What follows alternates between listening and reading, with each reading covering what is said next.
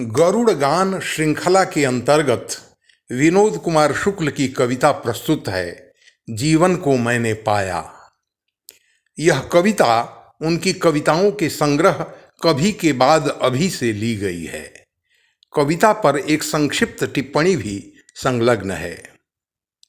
जीवन को मैंने पाया।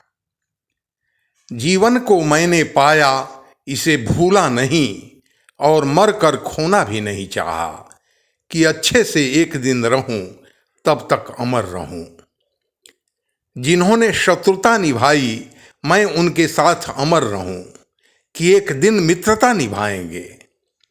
अपनी मित्रता बढ़ाकर संसार भर को मित्र बना लूं तब तक अमर रहूं।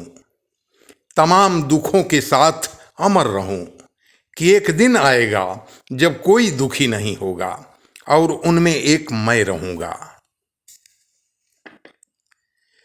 कविता में निरी सद्भावना नहीं, प्रार्थना का संस्पर्श करती कामना है। एक सादी सी मानव मर्याद संभव कामना, इस विनम्र बोध के साथ कि यह जीवन पाया हुआ है, कुछ छीना झपटा अथवा कमाया उपजाया हुआ नहीं है।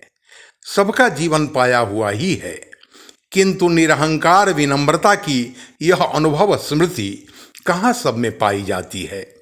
इसके बदले जीवन के कमाए उपजाए हुए होने का प्रायः उद्धत दर्प ही दिखाई पड़ता है। यहाँ कवि कहता है कि जीवन को उसने पाया, इस बुनियादी सच को वह कभी भूला नहीं। फिर क्या वह राह चलते या आकस्मिक कृपा प्रसाद स्वरूप पाया, इस बारे में कवि मौन है। जरूरत भी खास नहीं थी बोलने की। कविता इस बारे में बोलती नहीं, पर ऐसे संकेत अवश्य छोड़ती है कि पाया हुआ जीवन अनमोल है। कवि को इसकी फिक्र रहती है, सतत चेतना रहती है कि यह कभी भूले नहीं। वह इसे बचाए बनाए रखना चाहता है, मर कर खोना नहीं चाहता। उसे जीवन की सार्थकता और महिमा का सहज बोध है। एक दिन ही सही वह अच्छे से रहना चाहता है। जाहिर है वह अब तक रह नहीं पाया अच्छे से। वह तब तक इस क्षणभंगुर नश्वर जीवन को अमरता की आश्वस्ति के साथ जीना चाहता है। कब तक? जब तक मरण न आ जाए। जीवन की इस प्रकृत नश्वरता भंगुरता में अमरता का बोध और पहचान।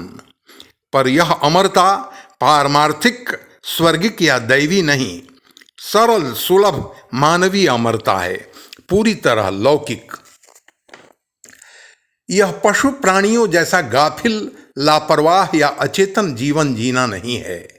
यह सचेत संस्मर जीवन है जो नश्वरता में ही अमरत्व की आश्वस्तिमय अनुभूति से संपन्न है। यहाँ महत्वपूर्ण यह है कि न तो यह आत्मविस्मृत या निरे जैविक धरातल का आसन्न चेतन जीवन है और न ही एक दैवी जीवन। यह मानवीय जीवन है। देवताओं के भी शत्रु थे, पर वे उनके साथ अमर रहने की कामना नहीं रखते थे। यहाँ शत्रुता निभाने वालों के साथ अमर रहने की कामना है, और यह कोरा आदर्श परक सद्भाव नहीं है। यह मानवीय आशा लगी हुई उसके साथ कि एक दिन वे मित्रता निभाएंगे। आशा के लिए अवकाश है, क्योंकि मनुष्य जीवन में कुछ भी पत्थर जैसा अपरिवर्तनीय नहीं है। ऐसा मान लेना मनुष्य और जीवन का अपमान है, तिरस्कार है। आशा मानव जीवन की महिमा है। शत्रुता निभाते आने वालों के साथ बिना उन्हें अपनी ओर से बदलने की जिद ठाने, मन में आशा जगाए यथावत स्वीकार करना मानव स्वतंत्रता का सम्मान है। और मनुष्य की सत परिवर्तनीयता और भविष्णुता में भरोसा भी। मनुष्य जीवन में दुख हैं, तमाम दुख। इन्हें झुठलाया नहीं जा सकता, इनका दमन नहीं किया जा सकता, इन्हें छिपाया नहीं जा सकता और इन्हें लेकर अकारथ लज्जित भी नहीं हुआ जा सकता।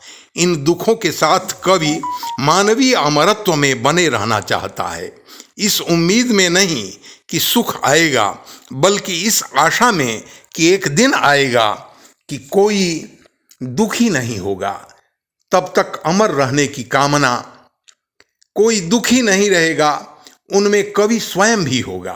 जब तक कोई दुखी रहेगा तब तक वह दुख रहित कैसे हो सकेगा।